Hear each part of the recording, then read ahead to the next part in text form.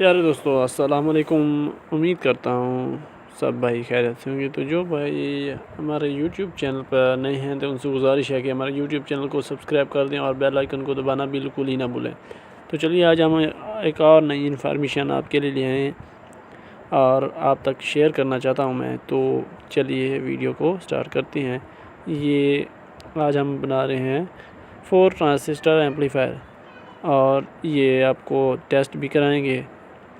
तो आप लास्ट तक वीडियो वॉच करें और इस वीडियो को स्किप मत करें और देखें कि कौन कौन से आइटम इसमें इस्तेमाल हो रहे हैं, ठीक है, कौन कौन से कंपोनेंट्स। तो ये 1K की रजिस्टर है और ये कैपेसिटर पड़ा हुआ है 35 वोल्ट 1000 UF में और ये जैक पिन थी। और अब हम इसकी पिन जो है वो यानी कि कनेक्ट करेंगे दूसरे ट्रांजिस्टर की पिन से, ठीक है। ये आप देख सकते हैं, ये होता है इमीटर, कलेक्टर और बेस। ये जो ट्रांजिस्टर हैं ये ट्रांजिस्टर हैं NPN, ठीक है। ये NPN ट्रांजिस्टर है D2498 और ये ज़्यादातर यानी कि बड़ी सर्किटों में इस्तेमाल होता है, जैसे कि टीवियों और इस तरह के बड़े यानी कि सर्किट वगैरह। टीवी जो होती है उसमें बड़े सर्किट वगैरह होते हैं और उनके वोल्टेज भी ज़्यादा होते हैं, तो इनके लिए भी वोल्टेज ज़्यादा ज़रूरत होती है, ठीक है। लेकिन जो हमारे आम सर्किट होते हैं 2SC 5200 और इसके साथ जो हैं D718 और भी बहुत से ट्रांजिस्टर हैं, यानी कि जैसे 2N3055, ये वाले कम वोल्टेज के होते हैं जो आम तौर पर सर्किटों में इस्तेमाल होते हैं एम्पलीफायर बोर्ड में। तो जो मोस्ट पॉपुलर है वो होता है C5200, ठीक है। और वो यानी कि ओरिजिनल अगर ट्रांजिस्टर हो तो यानी कि वो कभी ख़राब भी नहीं होते। तो आप देख सकते हैं कि हमने जो इसकी ट्रांजिस्टर की राइट पिन है वो तकरीबन कनेक्ट कर दी है। अब है मीडियम जो पिन है, ठीक है।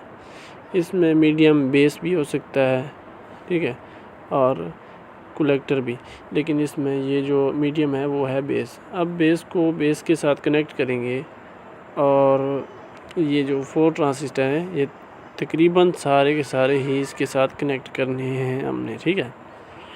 और जो इसका कनेक्शन निकलने वाला है वो निकलने वाला है लास्ट में। अभी ये इस तरह से हमने सोल्डरिंग कर लेनी है।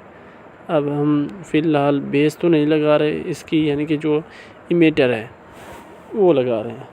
इमीटर लगाएंगे अभी। ये इमीटर के लिए वायर बनी हुई है और हम लगा रहे हैं, ठीक है। तो ये आप बताएं कि मेरी जो इन्फॉर्मेशन है ये आपको किस तरह की लग रही है, अच्छी इन्फॉर्मेशन है या नहीं, और आप बताइएगा कि ये काम जो मैं कर रहा हूँ ये ठीक है या नहीं, ठीक है।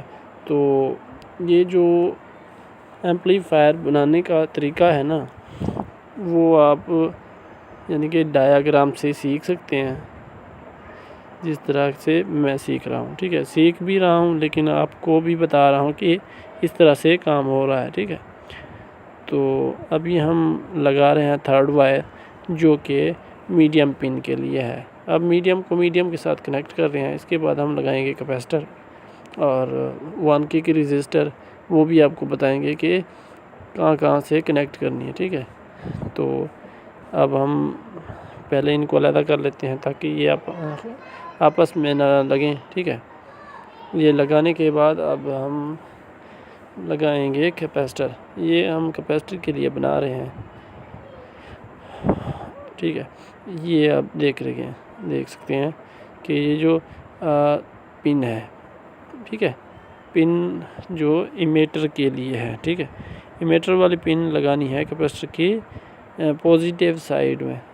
अभी देखें कि किस तरह से लगती है ये, ठीक है। ये अब कनेक्ट कर रहे हैं, आप भी देख सकते हैं कि इस तरह से कनेक्ट होती है ये देखें कनेक्ट हो गई है। अब बारी है जो ये कलेक्टर वाली पिन है। अब जो कलेक्टर है वो होता है दरअसल ग्राउंड, ठीक है। कलेक्टर जो है वो होता है ग्राउंड, ठीक है। तो ये जो कैपेसिटर की साइड है और जो इसकी इमीटर वाली साइड है, ठीक है, इन दोनों को आप लगाएंगे जैक पिन के तौर पर। ये ठीक है, ग्राउंड हो गया और ये हो गया राइट साइड या लेफ़्ट साइड, जो भी हो, यानी कि वो। अब ये जैक पिन है, ये ग्राउंड एक होता है और एक होता है लेफ़्ट और राइट। इसमें जो चौथी पिन होती है वो होती है माइक हम लगा रहे हैं ग्राउंड के साथ, और जो लेफ़्ट राइट है उनको एक साथ इकट्ठे करके कैपेसिटर के साथ लगा रहे हैं, ठीक है। अब आप देख सकते हैं कि जैक पिन मैंने लगा दी है। अब इसके बाद हम इसको चेक करने वाले हैं। तो जैक पिन यानी कि इसकी जो मीडियम आउटपुट है वो लगा देनी है अपने स्पीकर में, और दूसरी जो प्लस वाली होगी वो आपने लगा देनी है स्पीकर में, और जो बैटरी की लेफ़्ट होगी यानी कि ग्राउंड वो लगा देनी है आपने इसके अर्थ में। तो चलिए स्टार्ट करते हैं।